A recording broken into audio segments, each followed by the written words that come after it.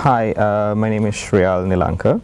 I am a program officer with the Family Planning Association. I am 31 years old and I identify myself as being pansexual, and I'm also someone who's living with HIV. Let's say it this way. I mean, I never thought of myself as different. Other people made me realize that I'm different. Socially, I was made aware that I am different to other people when I was sort of starting off in my teens, because I was fairly effeminate and made fun of and bullied and sort of subjected to certain level of violence, because that was not understood by a lot of people at that time. 16 is when I sort of consider myself to sort of fully realize that, okay, there is this part of me that I'm exploring, and telling my family was much recently.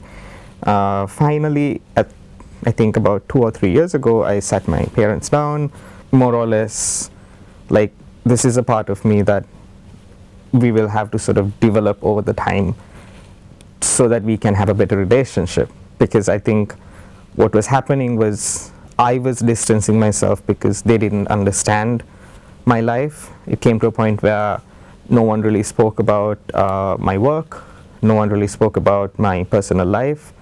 I was just a vessel in family events. But after I sort of made that initial step, my family also sort of gradually started to realize that if we need him to be fully involved with the family, they need to come to terms with it as well. So, been extremely lucky and privileged to have the kind of family that I do, but it's still a journey to sort of for them also. So that was back in 2013. I had an allergic reaction to something. I didn't know what it was, and it had been about 8 months since my last HIV test. I generally was fairly sort of responsible about getting tested, using protection on and off. Responsible as I knew to be, because no one really taught you that. But I went and got an HIV test along with my allergy test, because it seemed like the time, and I found out at a corridor in a hotel going to a lab, because the lab technician just didn't know how to sort of give that information. So it was, I think it's safe to say that I felt that my life was over. It sort of stopped me in my tracks and got me to have like this sort of really confrontational experience that was scary. I didn't know. No one really, like, people tell you, like, even when you get diagnosed, people tell you, especially the doctors, like, it's not a death sentence anymore. But socially, no one's ever told you that. I don't think a lot of people realize that what we understand medically about HIV and what we understand about HIV socially is very different. I do talk about this. I tried to take my life at one point. Failed attempt, but it was like a real sort of, I don't know the expression, but it made me realize that if I am going to live, I will do things that I enjoy. I will not be apologetic about who I am, and I will also, like, there is no point, like, life could, even though the HIV wouldn't have killed me, the understanding that life can end, and it's just a matter of anything that can happen. It can happen to anyone. What kind of life do I want to live, and help me decide what I wanted to do next with it.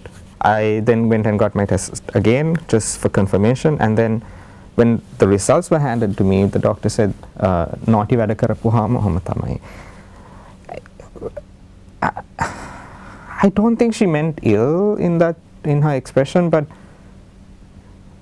she made me feel bad about my actions, and I don't think I should have felt that way. I don't think I deserve to have felt bad. Up to date, I still get messages saying, "Oya tama marune nadda?" Or "Ai oya minissunte HIV bo kar kar yanne?" Like pretty much like anonymous messages asking me to go kill myself, or asking why do I exist, why am I doing what I'm doing, why do I express the way I do, because that's sort of creating more stigma. Why do I try to save other people instead of save myself? But then again, on the other end of it, I do also find people appreciative of the fact that I am talking about it. And I was going to sort of have this large sign in front of me that said, "Living with HIV, sort of walk with caution," so that I knew that anyone who walked through that door would already know and is willing to sort of accept me alongside that, so that they can accept me and see me finally for who I am. May it be friends, relationships, just general people. It was a defense mechanism of sorts, but first, and then later it became something that happened in a more sort of social way. People, HIV is the virus. AIDS is a condition that is a result of the virus, of not treating the virus over a long period of time. So that is a big misconception, that people always sort of use HIV and AIDS simultaneously or to mean the same thing, and we have a fear of AIDS because I know that with my experience that there is a lot of people in different social or socioeconomic classes, different backgrounds, different settings that are living with HIV and don't talk about it because they're afraid of how they're going to be sort of responded if they start to openly come to terms with it. So PrEP is pre-exposure prophylaxis. It is something that you take in order to prevent yourself from contracting HIV, and that's the most simplest thing. There are a couple of regimes as close as a vaccine that we have. It's not a vaccine, I don't want to be misquoted, but it's something that you can take to prevent yourself if you know that you might be putting yourself at some form of a risk of contracting HIV. I am very upfront about it in my job interviews. I have been. I don't know, there is a possibility of not being offered a job because of it, but I don't want it to come as a shock after I've been hired, and I don't want even an employer to sort of be confronted by that fact. And also I just really wanted to sort of open that conversation in places that are hiring people, that there are people who are living with HIV, successful and really sort of driven, and that is not a barrier for someone's achievement. I will not go back in the closet. I am not defined by my sexual orientation or my HIV status. And talking about my HIV status, because it not only affects me, it affects my family really badly. Affects them because people make sure that they make it a point to bring it up to them and sort of make them feel bad, like they have failed in some way. But I think my parents have been real champions in that, to sort of make me feel like they've achieved something by bringing up a child who's able to own it.